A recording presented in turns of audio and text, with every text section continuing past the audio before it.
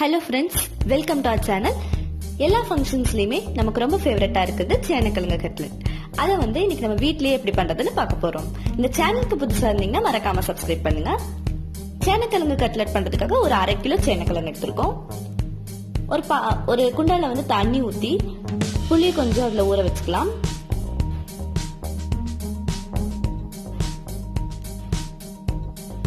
இந்த புளி தண்ணிக்குள்ள ஒரு 10 நிமிஷம் நம்ம சேனக்கிழங்கு கட் பண்ணி ஊற வச்சிடலாம்.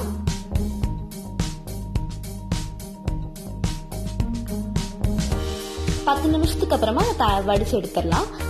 அதுக்கப்புறமா ஒரு பாத்திரத்துல தண்ணியை சூடாக்கிக்கலாம். அதுல கொஞ்சமா மஞ்சள் தூள், தேவையான அளவு உப்பு போட்டுக்கலாம்.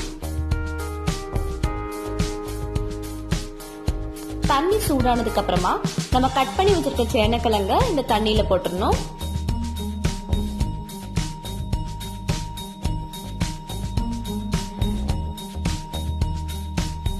இந்த சுடு தண்ணியில சேனக்கிழங்கு ஒரு அரைவாசி வெந்ததுக்கு அப்புறமா நம்ம தனியா எடுத்து வச்சுக்கலாம்.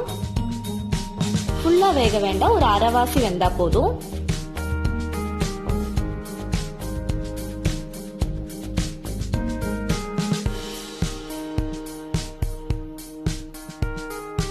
அடுத்ததா ஒரு அரை மூடி தேங்காயை கட் பண்ணி எடுத்துக்கலாம்.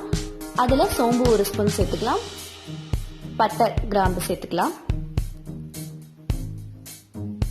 இதை நம்ம தனியா அரைச்சு எடுத்து வச்சுக்கலாம்.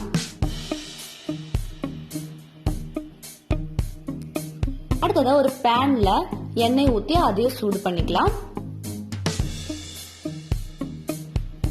இப்ப நம்ம வேக வச்சு எடுத்திருக்க சேனக்கிழங்க இந்த எண்ணெயில போட்டு பொரிச்சு எடுக்க போறோம்.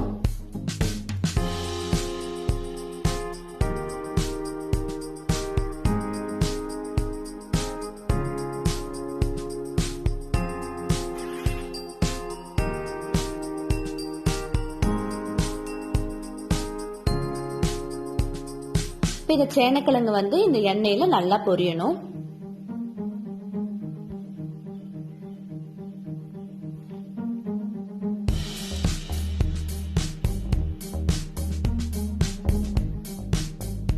ரொம்ப கருகக்கூடாது. இந்த ஸ்டேஜ்க்கு ஆனதுக்கு அப்புறம் நம்ம எடுத்துடலாம். இதையும் எடுத்து தனியா வச்சிடலாம்.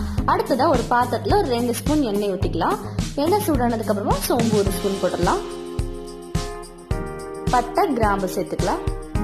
கிராம்பு ஒரு 3, பட்டை கொஞ்சம் சேர்த்துக்கிட்டோம். நம்ம கறிவேப்பிலை கொஞ்சமா சேர்த்துக்கலாம். சின்னதா கட் பண்ணி வச்சிருக்க பெரிய வெங்காயத்தை 1 போட்டுடலாம். இதுல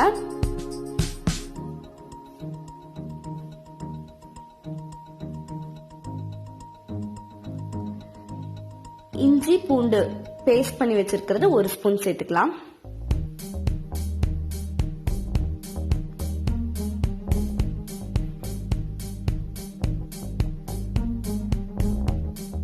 அடுத்ததா தக்காளி 1 சின்னதா கட் பண்ணி வச்சிருக்கோம். அதையும் சேர்த்துடலாம்.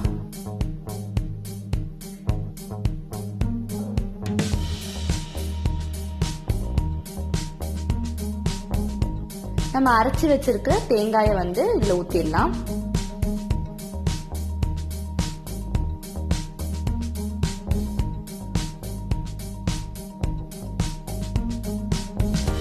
மிளகாய் தூள் 2 ஸ்பூன் போட போறோம்.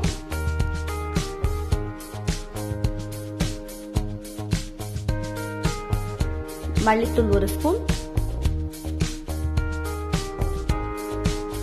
கரம் மசாலா 1 ஸ்பூன் சேர்த்துக்கிறோம். தேவையான அளவு உப்பு போட்டுக்கலாம். இதை இப்ப நல்லா மிக்ஸ் பண்ணி விட்டுறணும். கொஞ்சமா தண்ணி சேர்த்துக்கிறோம். இந்த மசாலாவோட பச்சை வாசனை, தேங்காய் எல்லாம் நல்லா வேகிறதுக்காக கொஞ்சமா தண்ணி சேர்த்து இதை நல்லா மிக்ஸ் பண்ணி விட்டுறணும். இது நல்லா கொதிக்கணும்.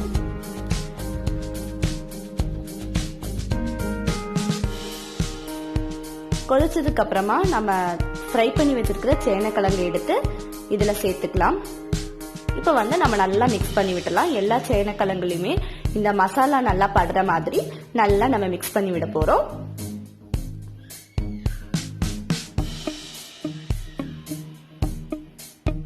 பாருங்க, இப்ப மசாலா எல்லா சேனக்கிழங்குலயுமே ரொம்ப ரொம்ப நல்லா மிக்ஸ் ஆயிடுச்சு.